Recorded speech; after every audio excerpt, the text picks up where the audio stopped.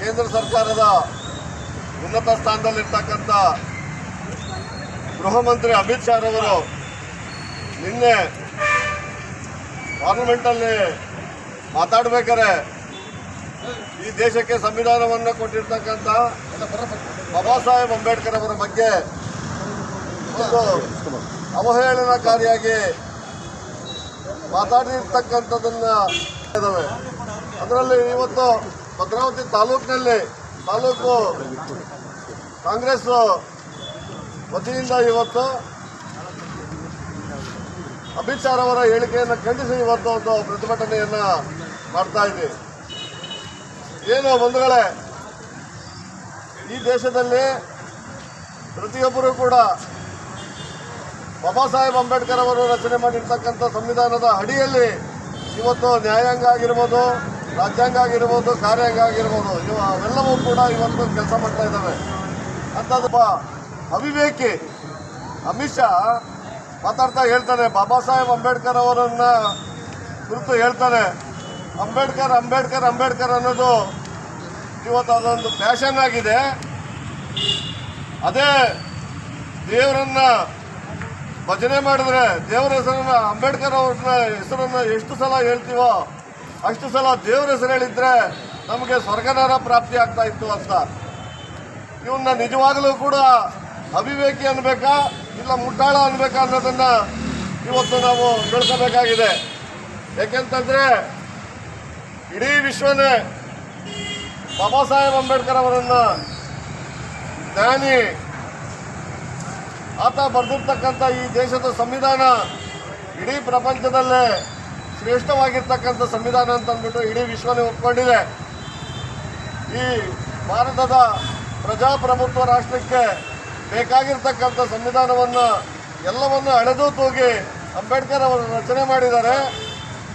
ಇದು ನಿಜವಾಗಲೂ ಕೂಡ ಇಡೀ ವಿಶ್ವದಲ್ಲೇ ಶ್ರೇಷ್ಠವಾದ ಸಂವಿಧಾನ ಅಂತ ಅಂದ್ಬಿಟ್ಟು ಇಡೀ ವಿಶ್ವನೇ ಹೇಳ್ತಾ ಇದೆ.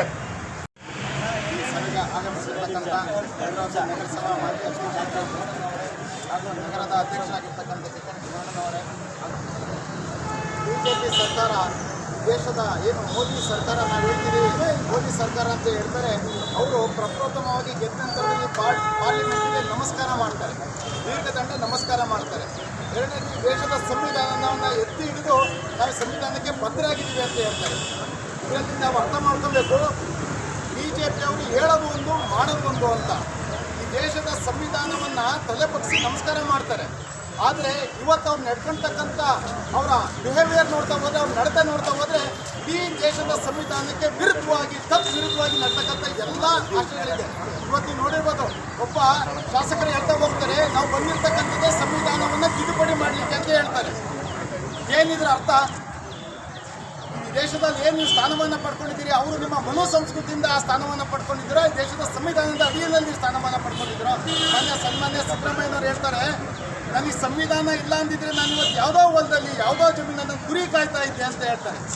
ಇವತ್ತು ಸಾಮಾನ್ಯ ವ್ಯಕ್ತಿಗೂ ಸಹಿತ ಒಂದು ಹಕ್ಕು ಸಿಕ್ಕಿದೆ ಅನ್ನೋದಾದ್ರೆ ಈ ದೇಶದ ಸಂವಿಧಾನ. ಈ ಸಂವಿಧಾನಕ್ಕೆ ಯಾರು ಗೌರವ ಕೊಡ್ತಾರೋ ಅವನು ನಿಜವಾದ ಈ ದೇಶದ ಪ್ರಜೆ ಆಗಿರ್ತಾನೆ.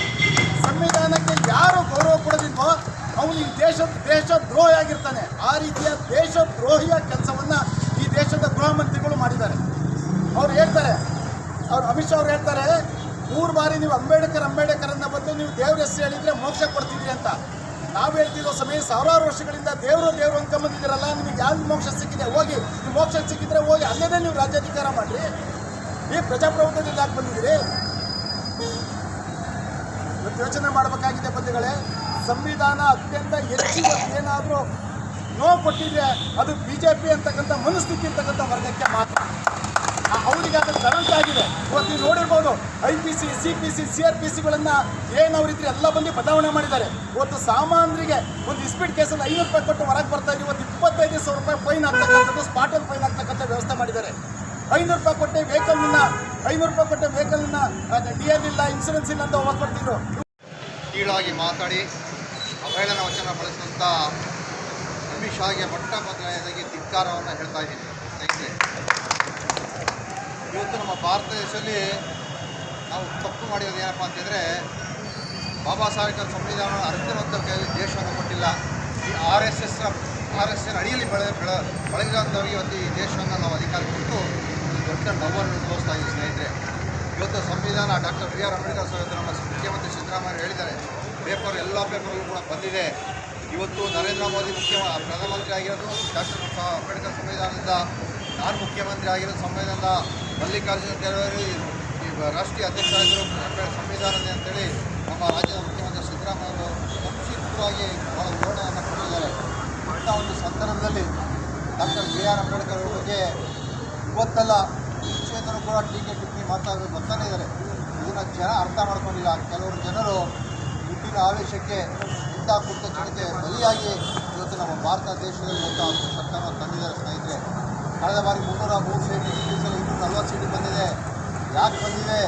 ಇದೇ ರೀತಿ ಸಂವಿಧಾನದ ಬಗ್ಗೆ ಟೀಕೆ ಟಿಪ್ಪಣಿ, ಹಿಂದುಳಿದರ ಬಗ್ಗೆ, ಅಲ್ಪಸಂಖ್ಯಾತರ ಬಗ್ಗೆ, ದಲಿತರ ಬಗ್ಗೆ ಟೀಕೆ ಟಿಪ್ಪಣಿ ಅವರ ಮನಸ್ಸಿಗೆ ನೋವು ಕೊಡುವಂಥ ವಿಚಾರದಿಂದ 240 ಸೀಟಿಗೆ ಬಂದಿದ್ದಾರೆ ಸ್ನೇಹಿತರೆ. ಮುಂದಿನ ದಿನಗಳಲ್ಲಿ ಖಂಡಿತವಾಗೂ ಇದೇ ರೀತಿ ಹೇಳ್ತೀನಿ.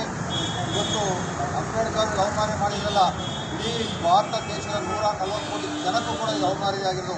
ಕೇವಲ ಅಂಬೇಡ್ಕರ್ ಅವರು ಒಬ್ಬರಿಗೆಲ್ಲ 140 ಕೋಟಿ ಜನಸಂಖ್ಯೆ ಇರೋಂಥ ಭಾರತೀಯರಿಗೆ ಎಲ್ಲರಿಗೂ ಅವಮಾನ ಮಾಡಿದರೆ ಇದು ನಾವು ಮೊದಲನೇದಾಗಿ ಖಂಡಿಸ್ತೀವಿ. ನಮ್ಮ ಪಕ್ಷದ ವತಿಯಿಂದ ರಾತ್ರಿ ನಮ್ಮ ಮುಖಂಡರು ಮಾಹಿತಿ ಕೊಟ್ಟರು. ಎಲ್ಲ ತಾಲೂಕು ಮಟ್ಟದಲ್ಲಿ, ಜಿಲ್ಲಾ ಮಟ್ಟದಲ್ಲಿ ಕಾಂಗ್ರೆಸ್ ಪಕ್ಷದ ಪರವಾಗಿ ಚಳವಳಿ ಮಾಡಿದ್ದಲ್ಲಿ ನಮಗೆ ಬೆಳಗಿನ ರಾತ್ರಿ ಬೆಳಗ್ಗೆ ಬಂದಿದ್ದರಿಂದ ಅವೆಲ್ಲ ಪದಾಧಿಕಾರಿಗಳು ಸೇರಿ ಬಂದು ಪ್ರತಿಭಟನೆ ಮಾಡ್ತಾಯಿದ್ದೀವಿ ಸ್ನೇಹಿತರೆ. ಅದನ್ನು ನರೇಂದ್ರ ಮೋದಿಯವರು ಸಮರ್ಥನೆ ಮಾಡ್ತಿದ್ದಾರೆ. ಒಬ್ಬ ದೇಶ ಆಳ್ತಂತ ನರೇಂದ್ರ ಮೋದಿಯವರು ಅಮಿತ್ ಶಾ ಮಾಡಿದ ತಪ್ಪನ್ನು ಖಂಡನೆ ಮಾಡಿಲ್ಲ, ಅವರು ಸಮರ್ಥನೆ ಮಾಡ್ತಾಯಿದ್ದಾರೆ. ಅದೆಲ್ಲ ಪೇಪರ್ಗಳು ಬಂದಿದ್ದಾರೆ.